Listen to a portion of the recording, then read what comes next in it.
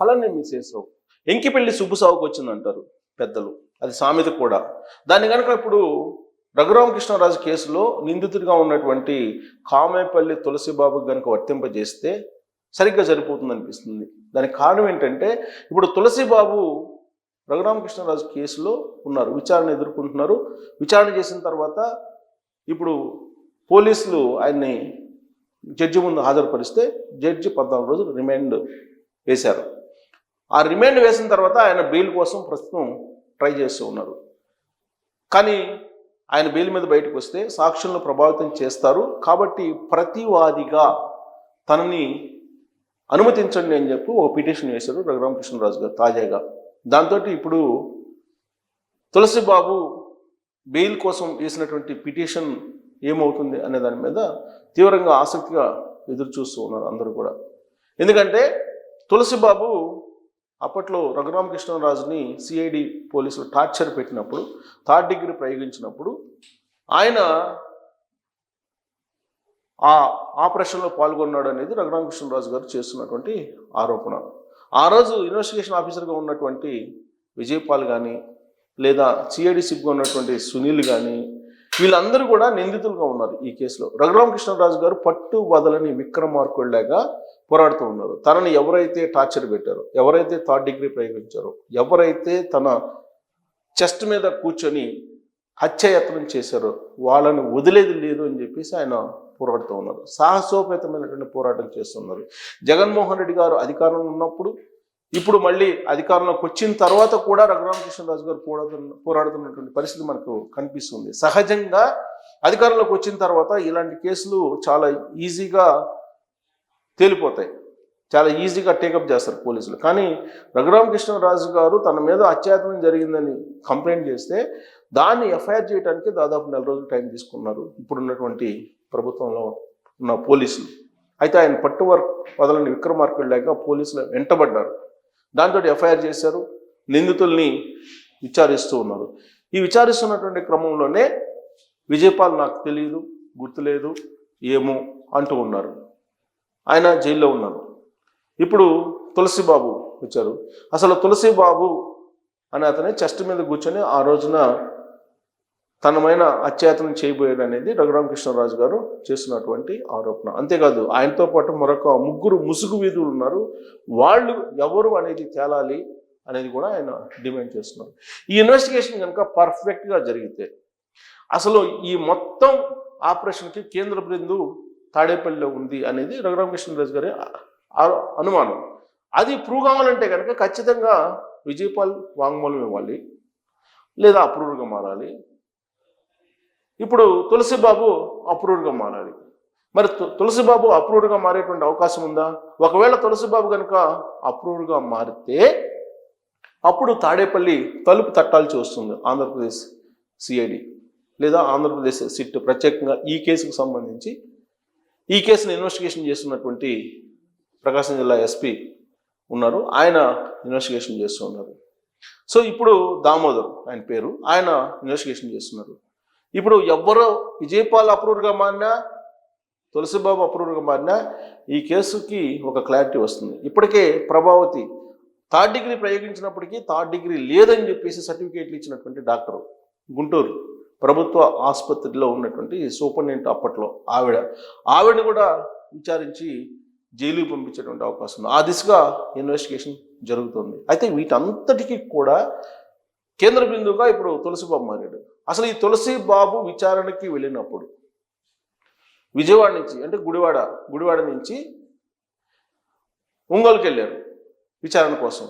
పోలీసులు విచారణకు రమ్మంటే వెళ్ళారు గత వారం క్రితం. ఆయన వెళ్తూ దాదాపు 30 కార్లతోటి ఒక ర్యాలీగా వెళ్ళారు. చేసింది ఘనకార్యం అన్నట్టు 30 మందితోటి ర్యాలీగా వెళ్ళారు.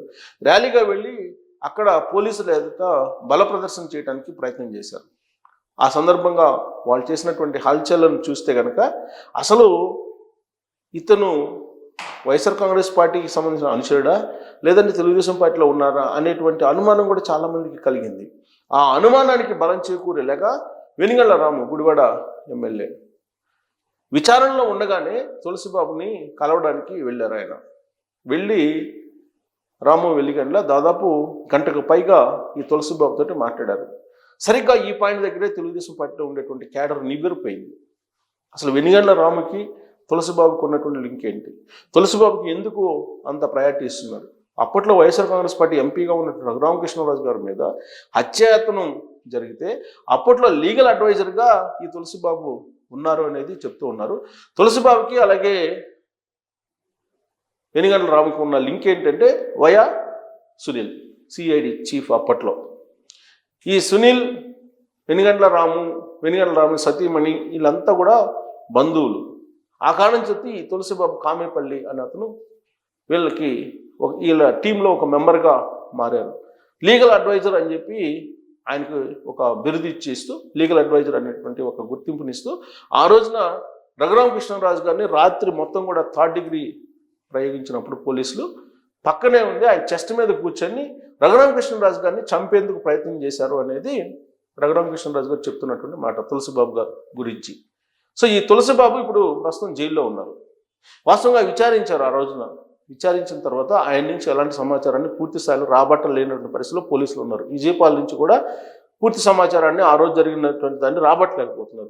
ముసుగు వీరులు ముగ్గురు ఎవరు అనే దాని మీద కనుక వీళ్ళు నోరు విప్పితే ఆ కేసు ఒక కొలిక్కి వచ్చేటువంటి అవకాశం ఉంది. అసలు ముసుగు వీరులు ఎవరు అనేది నోరు విప్పట్లేదు. తులసిబాబు ఛాతి మీద కూర్చొని తొక్కాడని చెప్పి రఘురామకృష్ణరాజు గారు చెప్తున్నారు. అసలు ఈ తులసిబాబు వెనిగండ్ల రాము ప్రధానమైన రైట్ హ్యాండ్గా ఉన్నారు. ఆయన గుడివాడలో షాడో ఎమ్మెల్యేగా వ్యవహరిస్తున్నాడు తులసిబాబు అనేది కూడా ఆయన మీద ఉన్నటువంటి ఆరోపణలు.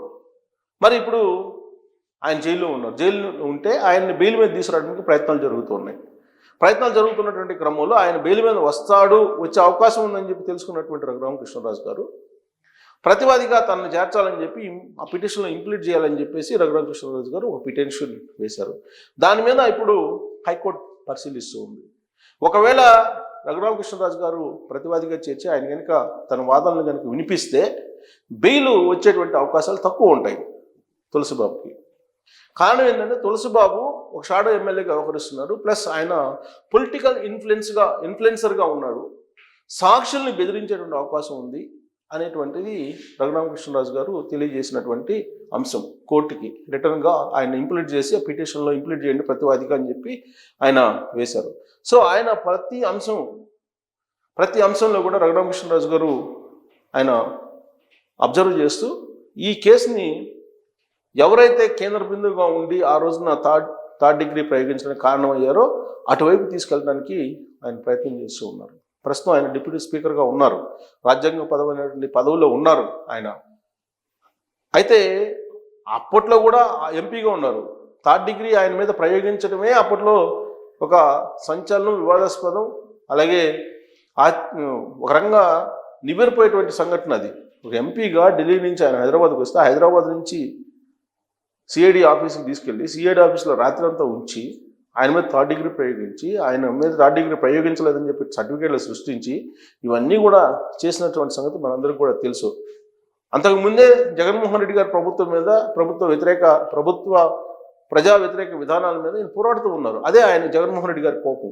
మరి అందుకే ఆయన మీద 3rd డిగ్రీ ప్రయోగించారంటే చాలామంది కూడా అందుకే ప్రయోగించారని చెప్తూ ఉంటారు. మరి ఆ 3rd డిగ్రీ ప్రయోగించినటువంటి వాళ్ళు ఎవరు? ప్రైవేట్ పర్సన్స్ 3rd డిగ్రీ ప్రయోగించారు. ముగ్గురు ముసుగు వీరులు, అలాగే తులసిబాబు. వీళ్ళకి డైరెక్షన్ ఇచ్చినటువంటి వాళ్ళు ఎవరు అనేది తెలియాలంటే అప్రూవర్గా తులసిబాబు లేదా విజయపాల్ మారాలి. అప్పుడు సునీల్ అరెస్ట్ అయ్యేటువంటి అవకాశం ఉంది. సునీల్ నోరు విప్పితే కనుక తాడేపల్లి వ్యవహారం బయటపడేటువంటి అవకాశం ఉంది. ఆ దిశగా రఘురామకృష్ణరాజు గారు అలుపెరగినటువంటి పోరాటం చేసేటువంటి అవకాశం ఉందంటే ఇప్పటి వరకు ఆయన చేసినటువంటి పోరాటం చూస్తే డెఫినెట్గా ఆయన ఆ దిశగా రీచ్ అవుతారు అనేది మనకు అర్థమవుతుంది.